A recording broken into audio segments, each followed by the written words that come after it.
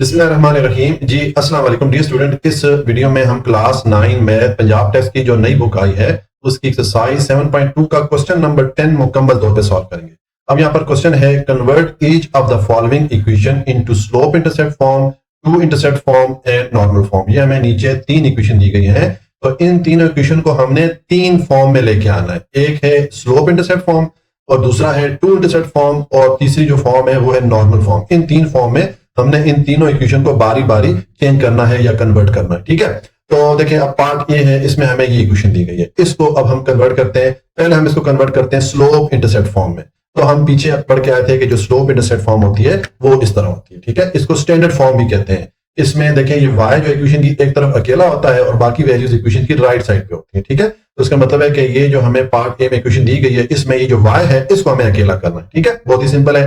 देखिए अब ये जो y वेरिएबल वाली टर्म है इसको हम इक्वेशन की एक तरफ रखेंगे और ये 2x और 11 को हम इक्वेशन की दूसरी तरफ लेके जाएंगे, तो ये प्लस 2x से माइनस 2x हो जाएगा और ये प्लस 11 से माइनस 11 हो जाएगा। ठीक है, अब यहां पर देखें ये जो हमें चूंकि y को अकेला करना है तो ये जो -4 आ रहा है y के साथ, इसको इक्वेशन की दूसरी तरफ लेके जाएंगे तो यहाँ पर ये -4 y के साथ मल्टीप्लाई हो रहा है, दूसरी तरफ जाके ये दोनों वैल्यूज पे डिवाइड हो जाएगा -4। तो मैंने दोनों वैल्यूज पे इसको अलग-अलग करके डिवाइड कर लिया।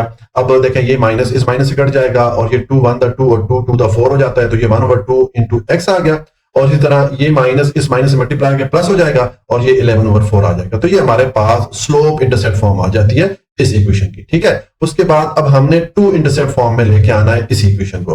तो उसके लिए देखिए हम पीछे ये एक फॉर्मूला पढ़ के आए थे इंटरसेप्ट फॉर्म का, x over a plus y over b is equal to 1।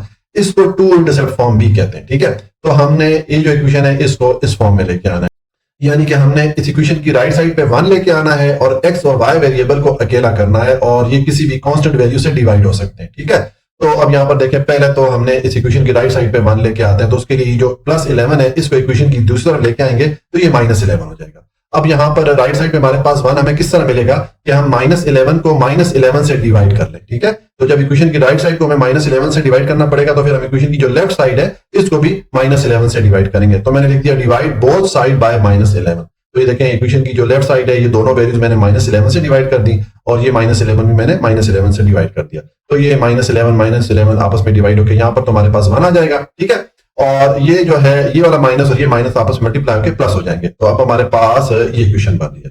अब हमें देखें यहाँ पर x और y को अकेला करना है, तो उसका मतलब है ये जो 2 इस x के साथ आ रहा है इसको हम इसके नीचे ले आते हैं फ्रैक्शन में। ठीक है, तो जब इसको नीचे लेके आएंगे तो 2 यहाँ पर इस x के साथ मल्टीप्लाई हो रहा है, नीचे आएगा तो ये -11 पे डिवाइड हो जाएगा, तो हम -11/2 लिख लेंगे।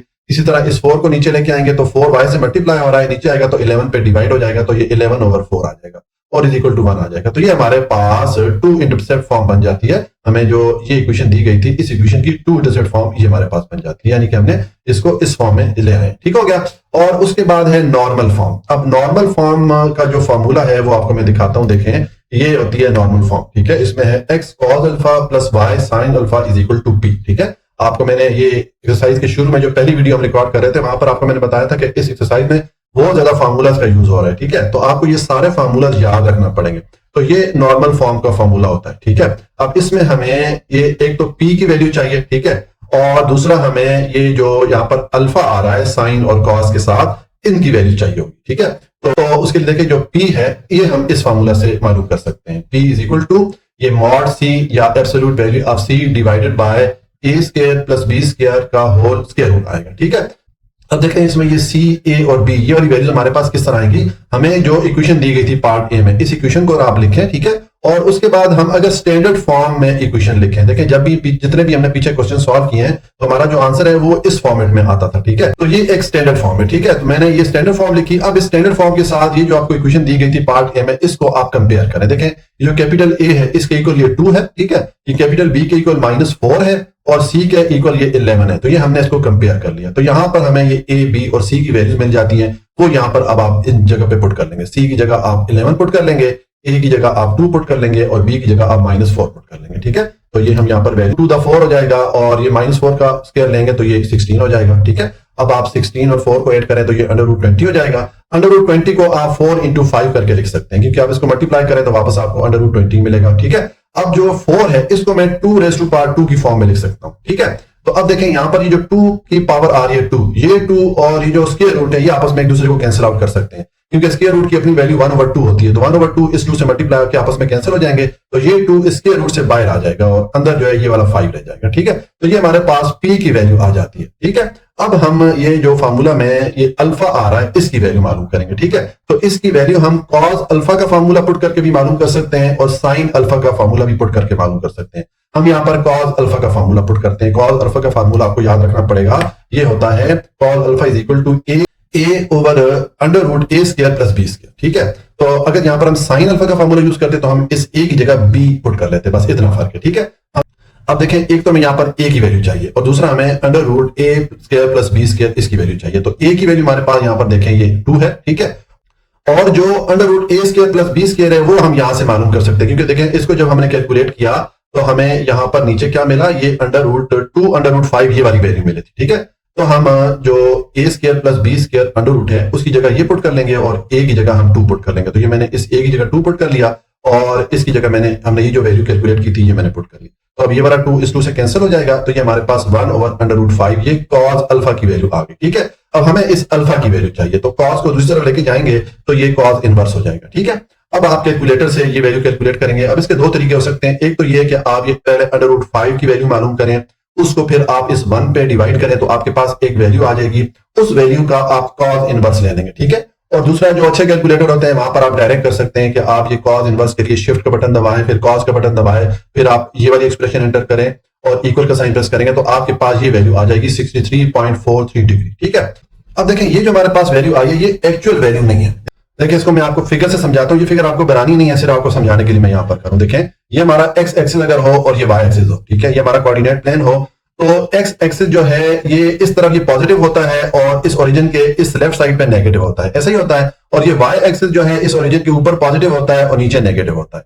तो अब यहां पर हमारे पास जो वैल्यूज आई हैं, अगर हम ऊपर मैं आपको दिखाऊं, ये हमने जब सॉल्व किया था, यहां पर देखें हमारे पास ये जो वैल्यू आई थी जब हमने ये एक्स ओवर ए और वाई ओवर बी ये हमने यहां पर कैलकुलेट किया था, तो हमारा जो एक्स एक्सिस है ये नेगेटिव वैल्यू के साथ है और वाई एक्सिस जो है ये पॉजिटिव वैल्यू के साथ है। तो अगर आप नीचे आए इस कोऑर्डिनेट प्लेन में तो देखिए हमारा एक्स एक्सिस नेगेटिव कहां होता है, इस ओरिजिन के इस तरफ आ जाए, और वाई एक्सिस पॉजिटिव कहां होता है, इस ओरिजिन के ऊपर चले जाए, यानी कि हमारा जो एंगल बनेगा वो इस सेकंड क्वाड्रेंट में बनेगा। यहां पर एक्स एक्सिस नेगेटिव होता है और वाई एक्सिस पॉजिटिव होता है, तो इसका मतलब है कि ये जो वैल्यू हमारी आ रही है ये इस क्वाड्रेंट में आ रही है। तो हमें यहां पर इस वैल्यू को 180 डिग्री में से माइनस करना पड़ेगा, क्योंकि ये जो सेकंड क्वाड्रेंट होता है ये 180 डिग्री तक होता है। ठीक है, फर्स्ट क्वाड्रेंट 90 डिग्री तक होता है, सेकंड क्वाड्रेंट 180 डिग्री तक होता है, थर्ड क्वाड्रेंट 270 डिग्री तक होता है और फोर्थ क्वाड्रेंट 360 डिग्री तक होता है।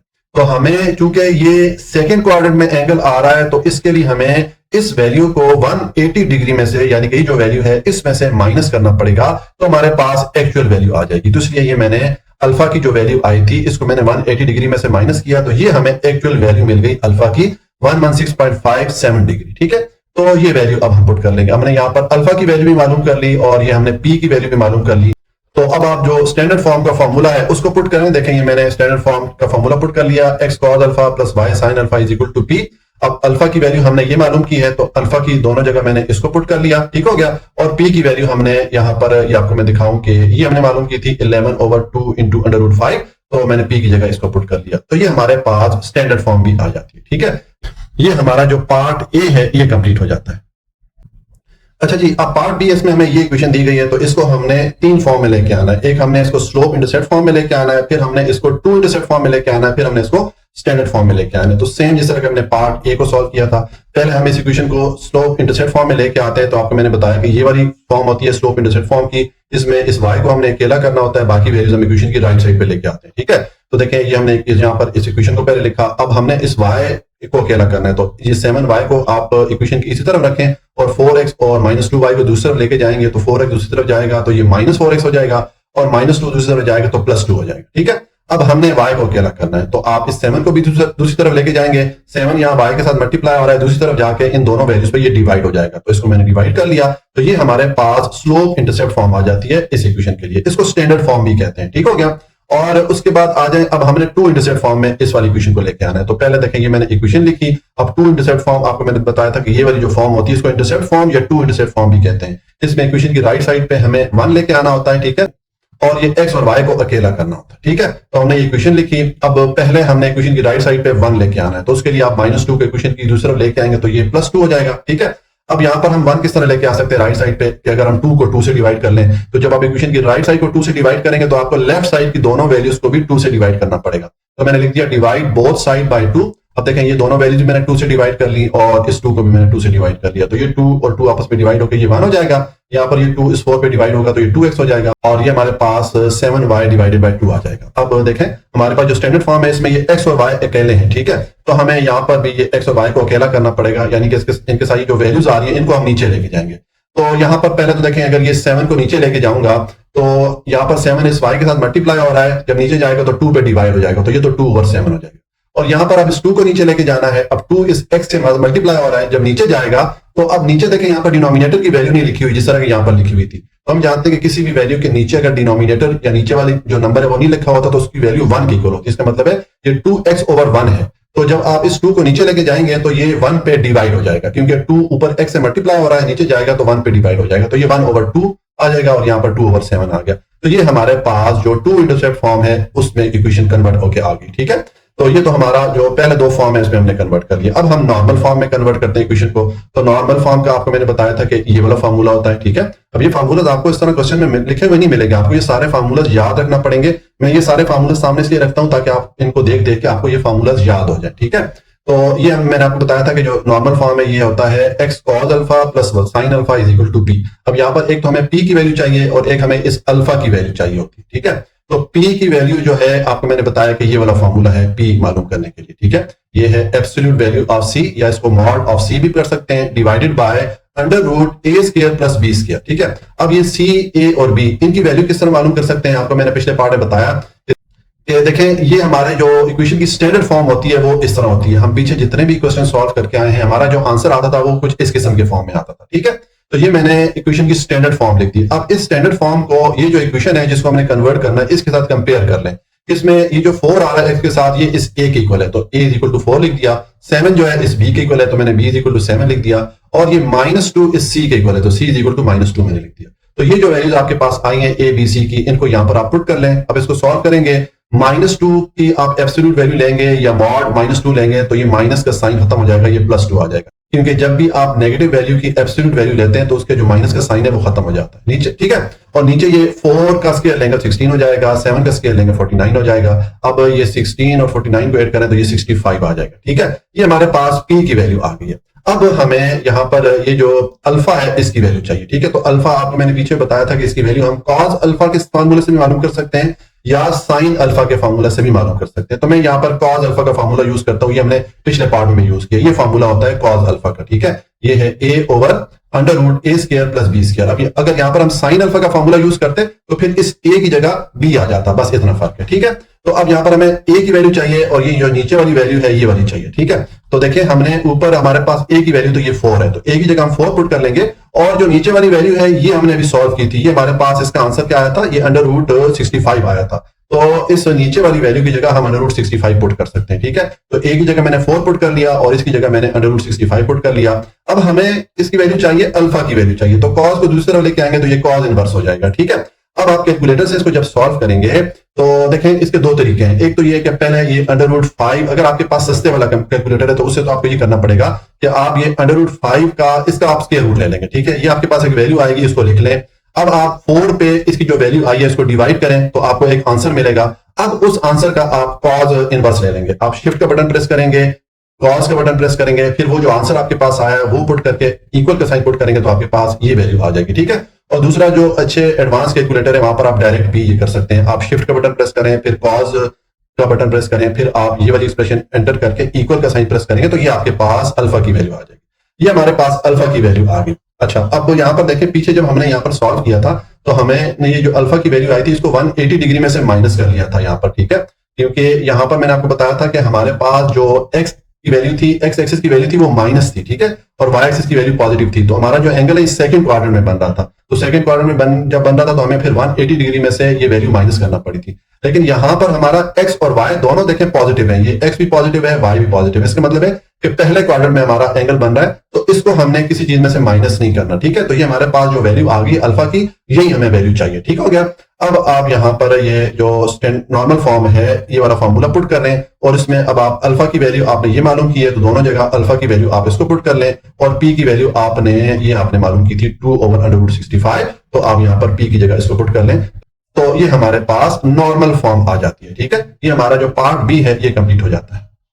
अच्छा जी, अब पार्ट सी इसमें हमें ये इक्वेशन दी गई है तो इसको अब हम तीनों फॉर्म में लेके आएंगे। पहले इसको हम स्लोप इंटरसेप्ट फॉर्म में लेके आएंगे, फिर इसको हम टू इंटरसेप्ट फॉर्म में लेके आएंगे और फिर हम इसको नॉर्मल फॉर्म में लेके आएंगे। तो पहले इसको स्लोप इंटरसेप्ट फॉर्म में लेके आते हैं तो आपको मैंने बताया कि ये फॉर्मूला होता है, इसको स्टैंडर्ड फॉर्म भी कहते हैं। इसमें हमें y को अकेला करना होता है और बाकी वैल्यूज इक्वेशन की दूसरी तरफ लेके आनी होती है। ठीक है, तो देखें अब इसमें हमने ये जो y वेरिएबल वाली टर्म है इसको हम इक्वेशन की इधर रखेंगे क्योंकि हमने y को अकेला करना है, और ये -8x और 3 को दूसरी तरफ लेके जाएंगे तो -8x प्लस 8x हो जाएगा और +3 दूसरी तरफ जाएगा तो माइनस हो जाएगा। ठीक है, अब हमें इस y को अकेला करना है तो 15 को भी दूसरी तरफ ले आए, 15 यहाँ y के साथ मल्टीप्लाई हो रहा है, दूसरी तरफ जाके इन दोनों वैल्यूज पे डिवाइड हो जाएगा, तो ये मैंने इसको डिवाइड कर लिया। ठीक है, अब आप देखें इसको मजीद सिंप्लीफाई इस तरह कर सकते हैं कि ये वाली टर्म तो एज इट इज आ जाएगी, 8/15 into x आ जाएगा और यहाँ पर ये 3 जो है इस 15 पे डिवाइड हो सकता है, 3 1 3 और 3 5 15 हो जाएगा। तो ये हमारे पास स्लोप इंटरसेप्ट फॉर्म या स्टैंडर्ड फॉर्म आ गई है इस इक्वेशन के लिए। अब हम इस इक्वेशन को कन्वर्ट करते हैं टू इंटरसेप्ट फॉर्म में। तो आपको मैंने बताया कि ये जो फॉर्म होती है इसको टू इंटरसेप्ट फॉर्म या सिर्फ इंटरसेप्ट फॉर्म भी कहते हैं। इसमें इक्वेशन की राइट साइड पे हमें 1 लेके आना होता है और x और y को हमें अकेला करना होता है। ठीक है, तो देखिए हम इसको करते हैं। तो पहले स्टेप में हम इक्वेशन की राइट साइड पे 1 लेके आएंगे, तो उसके लिए ये जो +3 है इसको मूव करें इक्वेशन की राइट साइड पे, तो ये प्लस से -3 हो जाएगा। अब हमें ये जो इक्वेशन की राइट साइड पे -3 आ रहा है इसको हमने कन्वर्ट करना है +1 में। ठीक है, तो उसके लिए हम -3 पे -3 को डिवाइड करेंगे। तो जब आप इक्वेशन की राइट साइड पे -3 डिवाइड करेंगे तो फिर आपको इक्वेशन की लेफ्ट साइड पे भी इन दोनों वैल्यूज पे -3 को डिवाइड करना पड़ेगा। तो मैंने लिख दिया डिवाइड बोथ साइड बाय -3। यहाँ पर मैंने गलती से -11 लिख दिया था, ये मैंने इसको करेक्ट कर लिया -3 से। ठीक है, तो अब आप ये दोनों साइड को -3 से डिवाइड करेंगे। यहाँ पर ये दोनों वैल्यूज -3 से मैंने डिवाइड कर दी और इस -3 को भी मैंने -3 से डिवाइड कर लिया। तो अब देखें ये -3 आपस में डिवाइड होकर ये तो हमारे पास 1 आ जाएगा और ये माइनस से कैंसिल हो जाएगा, ये 8/3 into x आ गया और ये -3 इस 15 में डिवाइड करेंगे तो ये -5 आ जाएगा। ठीक है, अब हमें ये x और y को अकेला करना है क्योंकि इसको हमने टू इंटरसेप्ट फॉर्म में लेके आना है। तो उसके लिए आप ये 8 को पहले नीचे लेके आए, 8 इस x से मल्टीप्लाई हो रहा है, नीचे आके इस 3 पे डिवाइड हो जाएगा तो ये 3/8 हो जाएगा। ठीक है, और यहाँ पर ये जो -5 है इसको जब आप नीचे लेके आएंगे तो इसको आप उलट देंगे यानी कि -1/5 कर देंगे, क्योंकि यहाँ पर ये जो वैल्यू आ रही है इसके नीचे वाला नंबर या डिनोमिनेटर लिखा हुआ नहीं है, जिस तरह कि यहाँ पर 3 लिखा हुआ है। जब किसी वैल्यू के नीचे डिनोमिनेटर या नीचे वाला नंबर नहीं लिखा होता तो उसका मतलब है उसका डिनोमिनेटर 1 है। ठीक है, तो आप ये -5 उस 1 पे डिवाइड कर लेंगे क्योंकि यहाँ पर -5 इस y से मल्टीप्लाई हो रहा था, नीचे जाएगा तो इसके नीचे जो 1 आ रहा है उस पे ये डिवाइड हो जाएगा। ठीक है, तो ये हमारे पास -1/5 आ गया। ठीक है, अब देखें मैंने ये माइनस इस प्लस से मल्टीप्लाई करके यहाँ पे माइनस नहीं किया क्योंकि हमारा जो यहाँ पर ये फॉर्म है टू इंटरसेप्ट फॉर्म या इंटरसेप्ट फॉर्म, इसमें यहाँ पर प्लस का साइन आ रहा है तो इसलिए ये माइनस का साइन हम नीचे ही रखेंगे। ठीक है, तो ये हमारे पास टू इंटरसेप्ट फॉर्म में इक्वेशन आ गई है। अब हम नॉर्मल फॉर्म में लेके आते हैं। तो ये आपको मैंने फॉर्मूला बताया था नॉर्मल फॉर्म का, x cos alpha plus y sin alpha is equal to p। इसमें हमें एक तो इस अल्फा की वैल्यू चाहिए होती है और एक p की वैल्यू चाहिए होती है। तो p के लिए मैंने आपको बताया था कि ये फॉर्मूला हम यूज करते हैं। ठीक है, ये फॉर्मूला आपको याद करना पड़ेगा। ये फॉर्मूला है c absolute value of c, या इसको आप मॉड ऑफ c भी पढ़ सकते हैं, divided by square root a square plus b square. ठीक है, तो अब यहाँ पर ये a b और c की वैल्यूज हमें चाहिए। तो आपको मैंने पीछे 2 पार्ट में बताया कि देखिए हमारी जो स्टैंडर्ड फॉर्म होती है इक्वेशन की वो इस तरह होती है ax plus bx plus c। पीछे हमने जितने भी आंसर लिखे हैं जब हम क्वेश्चन सॉल्व करते थे तो हमारे पास आंसर कुछ इस किस्म के फॉर्मेट में आता था। तो ये स्टैंडर्ड फॉर्म है इक्वेशन की। ठीक है, तो हमें ये जो इक्वेशन दी गई है इस इक्वेशन को हम इस स्टैंडर्ड फॉर्म के साथ कंपेयर करेंगे। तो ये जो इक्वेशन है यहाँ पर ये y वेरिएबल वाली टर्म पहले आई थी तो इसको मैंने बाद में कर दिया, x वेरिएबल वाली टर्म को मैं पहले ले आया हूं। ठीक है, अब ये हमारे पास जो इक्वेशन है इस इक्वेशन के साथ इस इक्वेशन को जो नीचे वाली स्टैंडर्ड फॉर्म इक्वेशन है इसको कंपेयर करेंगे तो ये a इक्वल है -8 के, b इक्वल है +15 के, c इक्वल है 3 के। तो ये हमारे पास a, b और c की वैल्यूज यहां से आ जाती हैं। ये आप इस फार्मूला में पुट करेंगे तो आपके पास p की वैल्यू आ जाएगी। ठीक है, तो ये c की जगह मैंने इसकी वैल्यू पुट कर ली ये वाली 3। ठीक है, और a की जगह मैंने -8 को पुट कर लिया, b की जगह मैंने 15 को पुट कर लिया। अब 3 की एब्सोल्यूट वैल्यू 3 होगी। ठीक हो गया, और -8 का स्क्वायर लेंगे तो ये +64 हो जाएगा, 15 का स्क्वायर लेंगे तो ये 225 हो जाएगा। ठीक है, तो अब हमारे पास ये 64 और 225 को ऐड करेंगे तो ये √289 हो जाएगा। अब 289 जो है ये 17 का स्क्वायर होता है। ठीक है, तो जब हम इसका स्क्वायर रूट लेंगे तो ये 17 आ जाएगा। तो ये हमारे पास p की वैल्यू आ गई। अब हम ये जो अल्फा आ रहा है इस फार्मूला में इसकी वैल्यू मालूम करेंगे। तो ये आपको पीछे मैंने बताया कि हम कॉस अल्फा के फार्मूला से भी मालूम कर सकते हैं और साइन अल्फा के फार्मूला से भी मालूम कर सकते हैं। हमने पीछे कॉस अल्फा का फार्मूला यूज किया, तो यहाँ पर भी हम कॉस अल्फा का फार्मूला यूज करेंगे। ये फार्मूला होता है कॉस अल्फा का, ठीक है। अगर यहाँ पर साइन अल्फा का फार्मूला यूज करते तो हम इस ए की जगह बी पुट कर लेते, बस इतना फर्क होता। अब हमें इस ए की वैल्यू चाहिए और ये जो नीचे वाली एक्सप्रेशन है इसकी वैल्यू चाहिए। तो देखें हमारे पास ए की वैल्यू तो ये आ रही है -a, ठीक है। और जो नीचे वाली एक्सप्रेशन है देखें, इसको भी हमने सॉल्व किया है। इसकी वैल्यू जब हमने सॉल्व की तो हमें क्या मिली, 17 मिली थी, ठीक है। तो हम ये ए की जगह मैंने -8 पुट कर लिया और इसकी जगह मैंने 17 को पुट कर लिया। तो अब हमारे पास cos alpha is equal to -8/17 आ रहा है। अब हमें अल्फा की वैल्यू चाहिए, तो cos को दूसरी तरफ लेके जाएंगे तो ये cos इनवर्स हो जाएगा, ठीक है। अब आप इसको सॉल्व कर लें, आप कैलकुलेटर से शिफ्ट का बटन दबाएं, फिर आप cos का बटन दबाएं, फिर आप ये वाली एक्सप्रेशन एंटर करें और इक्वल का साइन प्रेस करेंगे तो आपके पास ये वैल्यू आ जाएगी। ये हमारे पास अल्फा की वैल्यू आ गई है, लेकिन ये एक्चुअल वैल्यू नहीं है। क्यों? क्योंकि देखें मैंने आपको पार्ट जो ए था वहां पर भी एक्सप्लेन किया था, यहां पर दोबारा एक्सप्लेन कर लेता हूं। देखिए अगर हम ऊपर जाएं, यहां पर हमारे पास एक्स और वाई एक्सिस की जो वैल्यूज है, एक्स देखिए हमारा ये पॉजिटिव है और वाई एक्सिस ये हमारा नेगेटिव है। तो अगर हम अपना कोऑर्डिनेट प्लेन देखें, ये फिगर मैंने आपको समझाने के लिए यहां पर बनाई, आपको बनानी नहीं है, ठीक है। इस कोऑर्डिनेट प्लेन में देखें हमारा एक्स एक्सिस राइट साइड पे आएंगे तो ये पॉजिटिव हो जाता है और वाई एक्सिस अगर आप नीचे आएंगे तो नेगेटिव होता है। इसका मतलब है ये फोर्थ क्वाड्रेंट में ये जो एंगल बनेगा ये फोर्थ क्वाड्रेंट में बनेगा, ठीक है। और जो फोर्थ क्वाड्रेंट है ये एंड किस पे हो रहा है, 360 डिग्री पे। तो हमें 360 में से इस वैल्यू को माइनस करना पड़ेगा। सेम जिस तरह के जब हमारा पार्ट ए था वहां पर हमारा एंगल इस सेकंड क्वाड्रेंट में बन रहा था, तो वहां पर हमने वैल्यू को 180 डिग्री में से माइनस किया था। अब यहां पर हमारे पास ये जो वैल्यू आई है इसको अब हम ये 360 में से माइनस करेंगे क्योंकि ये फोर्थ क्वाड्रेंट में एंगल बन रहा है, ठीक है। तो जब आप 360 डिग्री में से इसको माइनस करेंगे 61.93 डिग्री को, तो आपको ये वैल्यू मिलेगी। तो ये आपके पास अल्फा की जो एक्चुअल वैल्यू है वो आ जाती है। तो अब आपके पास ये अल्फा की वैल्यू भी आ गई और ये ऊपर आपने पी की वैल्यू भी मालूम कर ली थी। तो ये आप जो नॉर्मल फॉर्म का फार्मूला है इसको पुट करें और अल्फा की जगह आप इसकी वैल्यू पुट कर लें दोनों जगह पे, और पी की जगह आप इसकी वैल्यू पुट कर लेंगे, तो ये आपके पास नॉर्मल फॉर्म में इक्वेशन आ जाती है। इस तरह ये हमारा पार्ट सी कंप्लीट हो गया और इसके साथ जो हमारा क्वेश्चन नंबर 10 है ये भी कंप्लीट हो जाता है। जी अगर आपको कोई भी पॉइंट समझ में नहीं आया तो आप कमेंट में पूछ सकते हैं। वीडियो को लाइक सब्सक्राइब और शेयर जरूर कर लीजिएगा। अपना बहुत ख्याल रखिएगा। अल्लाह हाफिज।